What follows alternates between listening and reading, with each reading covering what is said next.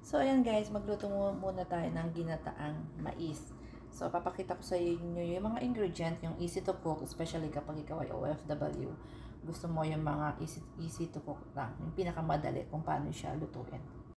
Okay, we have here coconut milk, 1 can ng coconut milk, 1 can ng sweet corn, kernel corn, meron tayong glutinous rice, and sugar. So, apat lang siya na ingredient.